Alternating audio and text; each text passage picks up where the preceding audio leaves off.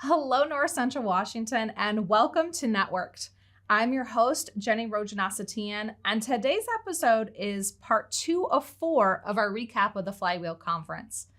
Presented by sponsors Moss Adams, Ogden Murphy Wallace, Confluence Health, and Microsoft, the Flywheel Investment Conference is Washington's meeting place for entrepreneurs and investors.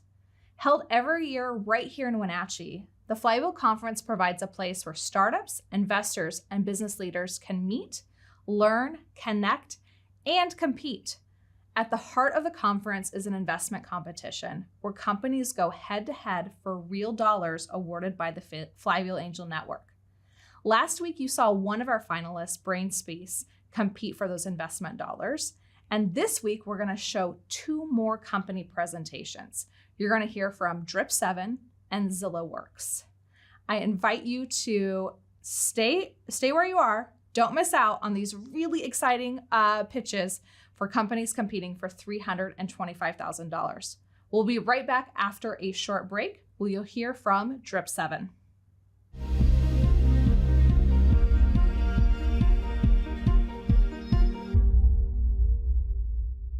Welcome back from break. In this first segment, you're going to hear from Heather Stratford of Drip7. She was one of the 10 finalists competing at the Flywheel Investment Conference. After Heather presents, we do have to go to a short commercial break, but we'll be immediately followed by another company competition, Jason Percal from ZillowWorks. Please enjoy. Drip7 is a cybersecurity training platform based on microlearning. So cybercrime is at epidemic levels. Many of you here might not be in cybersecurity, but you've heard it in the news, you know it's a problem. Every 30 seconds, there's a cybercrime. It's getting worse, it's not getting better. What most people don't realize is that 90% of cybercrime can be traced back to human error. You can put all the firewall, all the dual factor authentication in place, and yet if you forget to work on the people side of the problem, you've missed most of the problem. So we are focusing on the people. As an expert in the cybersecurity field, pre-COVID, I was working with a large hospital system, and their chief information security officer asked me, "Hey Heather, give me something to change behavior for my employees. I've got to reduce our risk." I gave him one product, I gave him another product. He says, "No, this one doesn't work. No, that one's not good enough." I looked at him and I said, "There's nothing better in the market." And then I turned the question around and I said, "What do you need?" And he started telling me, I need this, I need behavior change. I brought in my tech team, we scoped a product. I said to him, "I want to build this." And he looked at me and he said, "We'll help get you started." And so that's how we started with Drip7. Now, it's based on science. Each one of us know that we don't remember everything. The science is based on the Ebbinghaus forgetting curve, which is 100 years old, and a lot of science has been built upon it. And that is, if each of us was in a training for an hour, we walk out of that training, and 20 minutes later, we can remember less than 50% of that content. If we go out a full month away, 30 days, we can remember less than 20%. And that is if we are actually paying attention to begin with, right? So what's the difference? What can change this?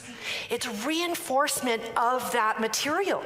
You can't hear something once a year and expect to remember it and use it.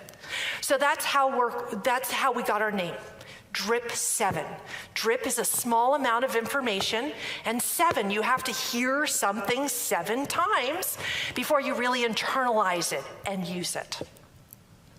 So we are a complete learning platform, including leaderboards, gamification, point systems, immediate learning, videos, reporting backend, easy administration. Many of you in this audience are familiar with something like Duolingo, to learn a language. That's micro-learning. We're bringing it into the corporate space because it's about time we did something different. This is what it actually looks like. You have different types of questions in your own learning track. And the questions are simple. It's a minute a day. So rather than saying, hey, you better do 4 hours of training over the weekend, or I'm gonna turn off your computer access, it's 1-2 minutes a day, and yet you learn it and remember it. This is what real people are saying on our platform. So they are saying things like, I enjoyed playing. It was fun. I learned something. When was the last time that you heard somebody say that required or mandatory training was fun, right? When was the last time? This is our pricing platform. So it is a SaaS platform. In terms of pricing, it is $2, $3, or $4 per person per month.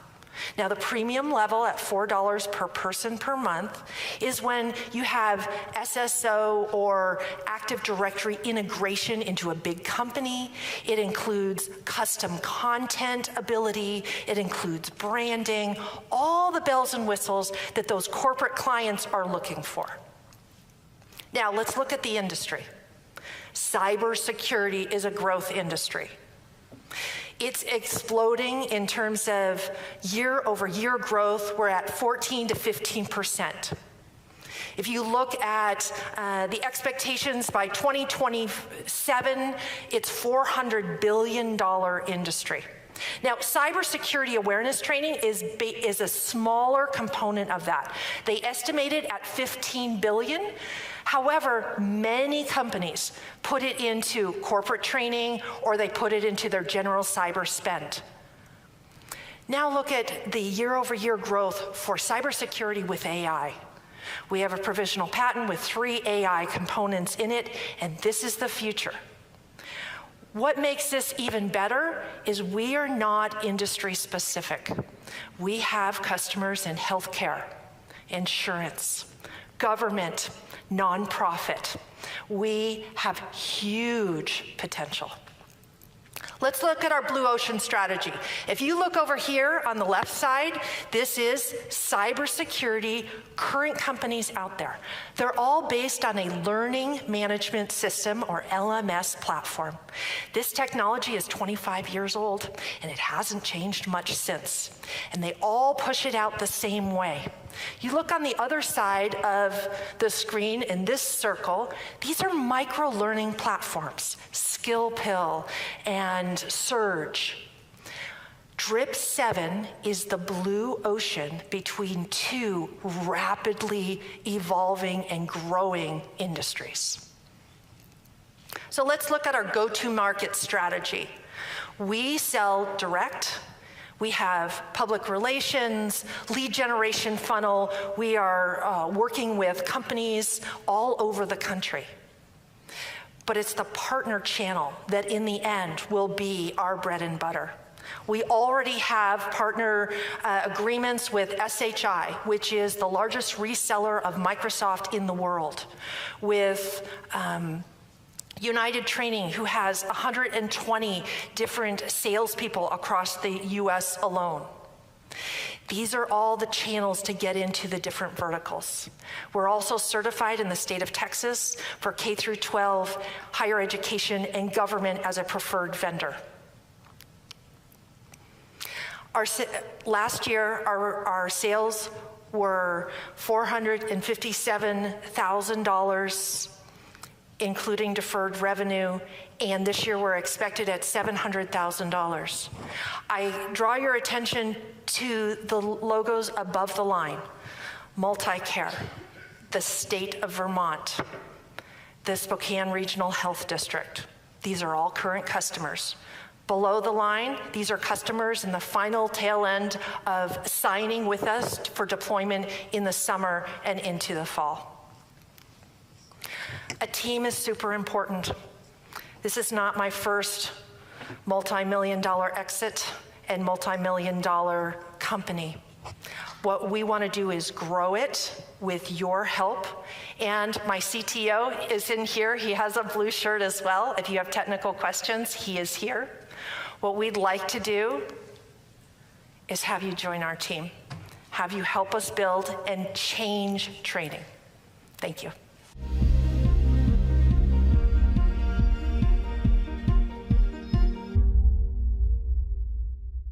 At ZillaWorks, we're developing a new industrial bioplastic.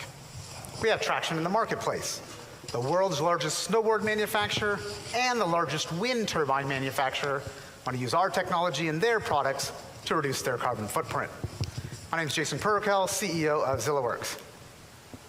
Epoxy resins aren't everything, however, have a heavy carbon footprint.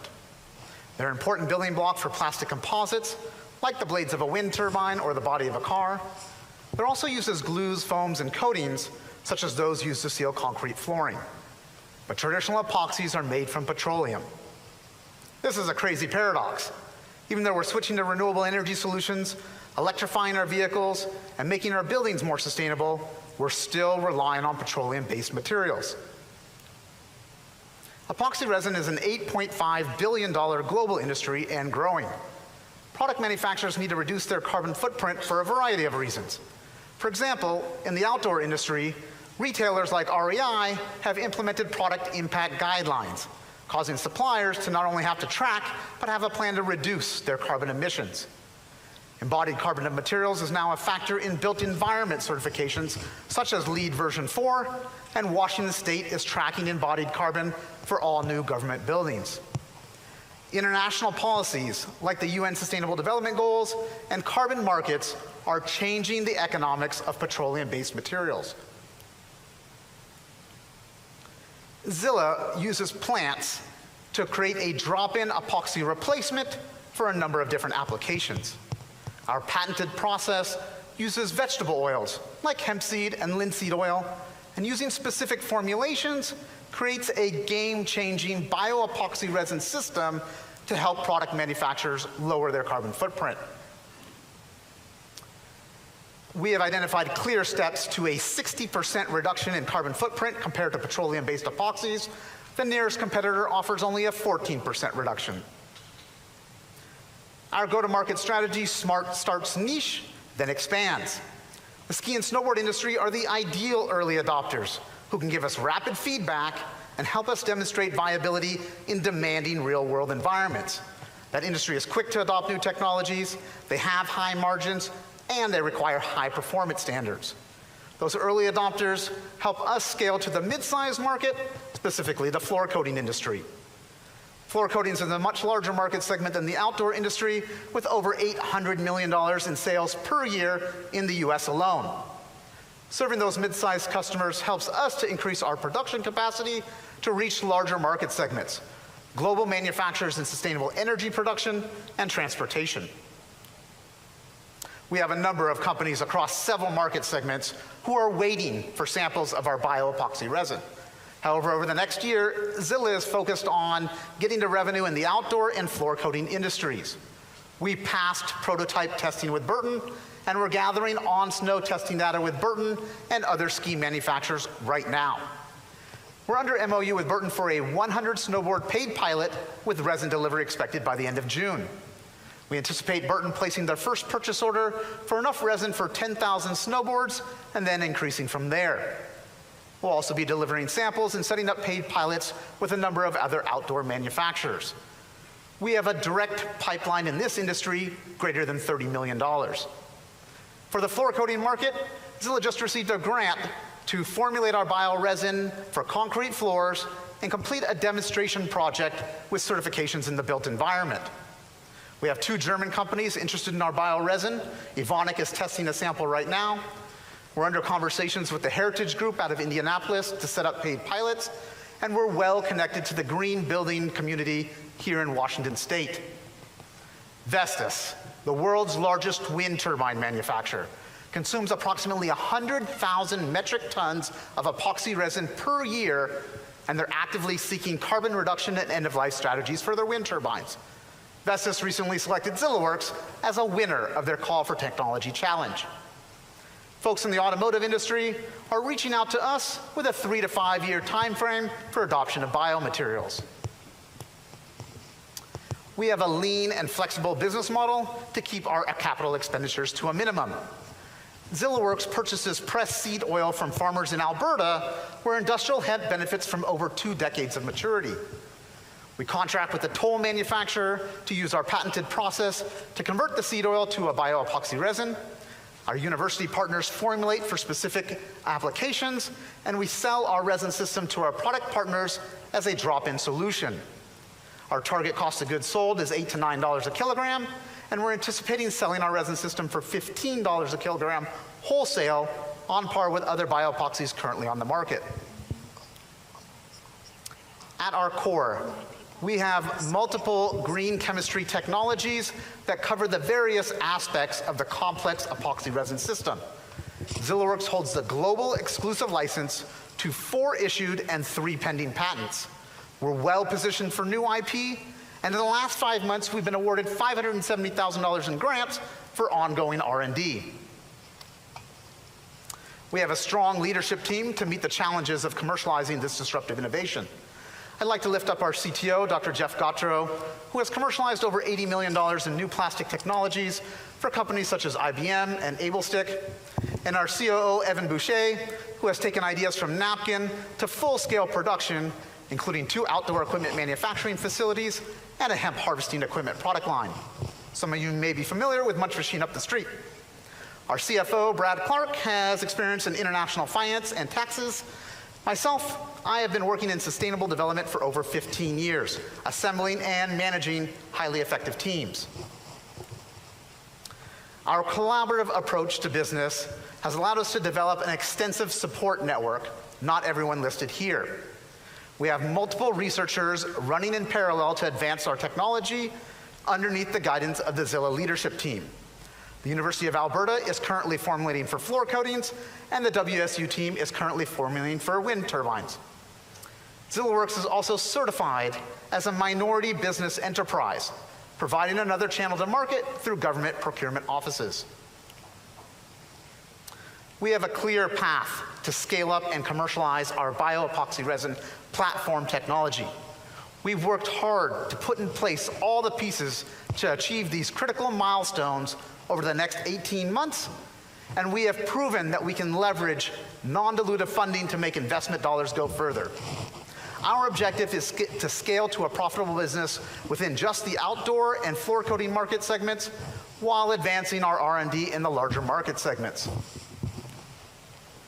ZillaWorks has been recognized around the globe for our innovative technology that reduces the carbon footprint for materials critical to a net zero future.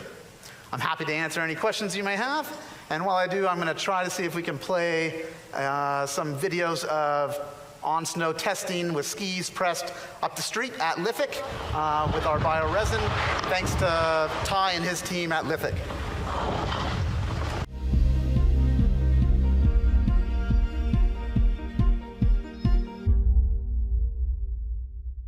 ZillaWorks, Drip7, such exciting companies.